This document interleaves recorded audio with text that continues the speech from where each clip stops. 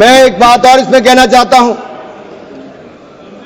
अगर इसमें एक के बाद दूसरा देखा जाए, कांग्रेस ने कहीं ना कहीं और कांग्रेस के सहयोगी दलों ने वोट बैंक के लिए संविधान का सौदा कर लिया है और ये सौदा ही किया है। तभी तो हमने एक के बाद दूसरे उदाहरण देकर कहा कि आपने कैसे इसको अपना वोट बैंक किया, एटीएम बना के रखा, लेकिन ये जो बिल है ये अन्याय की जड़ पर प्रहार है और इस प्रहार के बाद सबको न्याय न्याय और न्याय ही मिलने वाला है। हमने कहा है कि प्रत्येक वक्फ संपत्ति रजिस्टर हो, पंजीकृत हो, उसके आंकड़े होने चाहिए और हर झगड़ा कानून के अंतर्गत हल हो, किसी डर और भय के अंतर्गत ना हो। आपको इस बात का क्यों डर है? अगर किसी को न्याय मिलता है, ट्रिब्यूनल के बाद अगर कोई हाई कोर्ट, सुप्रीम कोर्ट जाना चाहता है तो आप क्यों रोकते हो? देश में हर कानून के अंतर्गत, चाहे इनकम टैक्स का हो या कोई भी हो, आप एक के बाद दूसरे कोर्ट जा सकते हो, लेकिन वक्फ में ये कानूनी रोक क्यों लगाकर रखी थी? ये बिल जो कहा गया किसी धर्म के खिलाफ, ये बिल किसी धर्म के खिलाफ नहीं है। यह बिल भ्रष्टाचार, धोखा और धार्मिक सामंतवाद के खिलाफ है और हम इसके खिलाफ रहेंगे। ये बात स्पष्ट है कि यह आस्था का विषय नहीं है। As long as prime minister Modi is the PM, the shops of appeasement will remain shut. This bill is not about Hindu versus Muslim.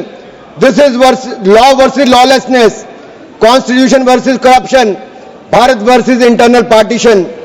और ये पार्टीशन एक बार हो गया, अब आपके कारनामों के कारण बार बार नहीं होने देंगे। सर, मैं एक अंतर्राष्ट्रीय स्तर पे क्या परिस्थितियां वो थोड़ा बताना चाहता हूं।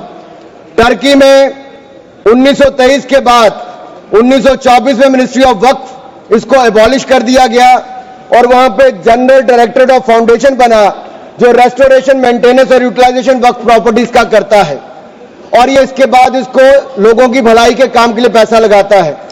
कुवैत में भी ministry of Waqf and Islamic affairs है, ये एसेट, मस्जिद, स्कूल, अस्पताल, इनका सबका देखरेख करता है और मॉडर्नाइजेशन के माध्यम से, टेक्नोलॉजी के माध्यम से इसका फायदा उठाते हैं, डिजिटलाइजेशन किया है। लेबनान में ministry of endowments and Islamic affairs है, जो इसकी मैनेजमेंट और यूटिलाइजेशन को सारे को देखती है और चैरिटेबल और कम्युनिटी के काम को देखती है। सीरिया में भी मिनिस्ट्री ऑफ वक्फ है, जहां पर एप्रोप्रिएट यूज हो, रेवेन्यू हो, चैरिटेबल पर्पस हो, उसके लिए काम किया जाता है। इराक में भी सुन्नी एंडोमेंट और शिया एंडोमेंट ऑफिस है और यह भी सीधा सेंट्रलाइज फ्रेमवर्क के माध्यम से काम करता है। सऊदी अरेबिया में जनरल अथॉरिटी ऑफ वक्फ है, जो इंडिपेंडेंट पब्लिक बॉडी है। सिंगापुर में MUIS है, जो स्टैट्यूटरी बॉडी है, वो मिनिस्ट्री ऑफ कम्युनिटी डेवलपमेंट के अंतर्गत है। ये वक्फ मैनेजमेंट के डिजिटल सिस्टम के माध्यम से काम करता है। इंडोनेशिया में भी इंडोनेशियन वक्फ बोर्ड है, जो इंश्योर करता है अच्छे काम करने के लिए, उनके भलाई के लिए। तुनिसिया में भी, इजिप्ट में भी, रशिया में भी, फ्रांस में इसी तरह पे काम किया गया है, लेकिन यहां पर ऐसा नहीं किया गया। यहां पे इसके खिलाफ ही काम करते रहे। चंद लोगों के हाथ में, राहुल गांधी जी कहते हैं कि चंद लोगों के हाथ में देश की संपत्ति है। राहुल गांधी जी सदन में नहीं, लेकिन मैं उनको बताना चाहता हूं, मात्र 200 लोगों के हाथ में अपने वक्फ बोर्ड दे रखे हैं और देश की लाखों करोड़ रुपए की संपत्ति उनको दे रखी है। क्या उनसे छुटकारा दिलाना चाहिए कि नहीं दिलाना चाहिए? क्या आम मुस्लिम को उसका लाभ मिलना चाहिए कि नहीं मिलना चाहिए? क्या मुस्लिम महिलाओं को, बच्चों को लाभ मिलना चाहिए कि नहीं मिलना चाहिए? क्या विधवाओं को लाभ मिलना चाहिए कि नहीं मिलना चाहिए? आप महिला विरोधी क्यों हैं? मुस्लिम विरोधी क्यों हैं? आप बदलाव विरोधी क्यों हैं? ये सवालों का जवाब आपको देना ही पड़ेगा। सर, एक कहावत है जो यहां पर बाहर कहा जाता है कि पता है यहां से बहुत दूर, पता है यहां से बहुत दूर और गलत और सही के पार एक मैदान है। पता है यहां से बहुत दूर, गलत और सही के उस पार एक मैदान है। मैं वहां मिलूंगा तुझे और अगर वक्फ का बस चला तो वक्फ की संपत्ति बन जाएगा। यानी कि जिस पे भी नजर रखोगे वक्फ की संपत्ति बन जाएगा और उसमें से आपको इंसाफ मिल नहीं पाएगा, क्योंकि ऐसी हालत कर दी है। सर, अगर आप देखेंगे वक्फ की सच्चाई क्या है, भारत में ऐसा कौन सा कानून है जिसने आपका घर, आपका मंदिर, यहां के आपके पूरे गांव छीन लिए? भारत में कौन सा ऐसा कानून है जिसने आपका घर, आपके मंदिर, आपके पूरे गांव छीन लिए?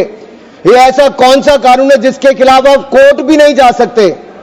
ये कौन सा ऐसा कानून है जो संविधान से भी ऊपर है? इसका नाम वक्फ है, जो कांग्रेस के समय बना है सर। इसने गुरुद्वारे हो, मंदिर हो, घर हो, गांव हो, सब पे कब्जा करने का काम किया है। एक तुगलकी भी फरमान है सेक्शन 40, इसमें दान देने वाला किसी भी धर्म का हो सकता है, लेकिन देखभाल करने वाला मुसलमान ही होना चाहिए। यह मंदिर में तो ऐसा नहीं है। सरकारें मंदिर का, ये कर्नाटक की सरकार है कांग्रेस की, 450 करोड़ रुपया साल का आप इकट्ठा करते हैं, कहां खर्च करते हैं? कौन जवाब देता है उसका? एक एक रुपए का हिसाब आपको देना चाहिए था। क्या किसी मस्जिद का पैसा आपने लिया? क्या किसी वक्फ बोर्ड का पैसा आपने लिया? लेकिन कर्नाटक में जो घोटाले हुए सर, उसमें इनके राष्ट्रीय अध्यक्ष मल्लिकार्जुन खड़गे जी का नाम भी आता है। जहां पर क्या हुआ सर? यही नहीं, बैठ जाओ,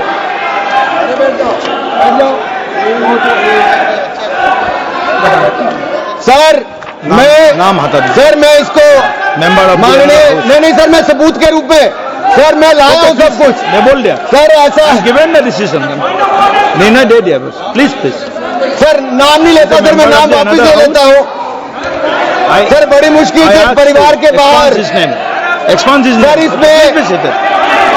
सर मैं टेबल कर देता हूं सर, मैं टेबल कर देता हूं सर। ये मैं टेबल कर देता हूं सर। ऑथेंटिकेट सर, आपकी अनुमति हो तो मैं ऑथेंटिकेट करके टेबल कर देता हूं सर। जी नाम वापस ले लिया, एक मिनट वापस ले लिया। ऑथेंटिकेट कर रहे हैं, ठीक है, एक मिनट आप सब बैठिए, आप सभी लोग बैठिए, आप सब लोग बैठिए। माननीय Venugopal ji please please please sir, we are rule, कौन सा रूल में बोल रहे हैं आप? to sir, 352. while a member is speaking to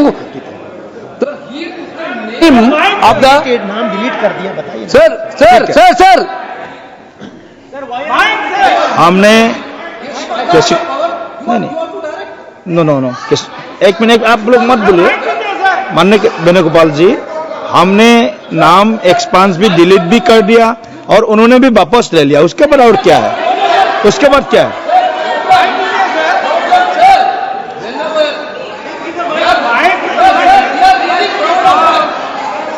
mic दीजिए, माइक नाम बुलाइए ना।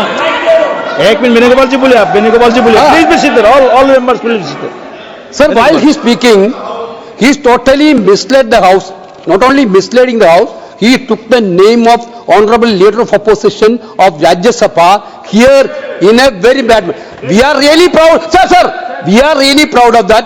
We are having a Congress president who came from the grassroots level of this country. Okay. He didn't like Mallikarjuna Kharge ji because he is leading by his casteism. Okay, thank you. Please continue. Sir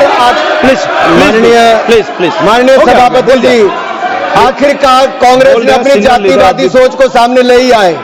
ये कभी जाति के नाम पे, कभी क्षेत्र के नाम पे, कभी धर्म के नाम पर बांटने का काम करते हैं। मैंने किसी जात का नाम नहीं लिया था, लेकिन आप जाति को लेकर आए हो। और यही नहीं सर, ये रिपोर्ट देखिए, ये विधानसभा, कर्नाटक की विधानसभा में कांग्रेस के एक नहीं अनेक नेताओं के नाम आए जिसने वक्फ की प्रॉपर्टी को खाने का काम किया है, हजारों करोड़ के घोटाले करने का काम किया है। इसीलिए आप लोग पारदर्शिता नहीं चाहते, इसीलिए आप लोग ट्रांसपेरेंसी नहीं चाहते, इसीलिए आप लोग जवाबदेही नहीं चाहते। सर, मैं इसको ऑथेंटिकेट करके रिपोर्ट को रखना चाहता हूं।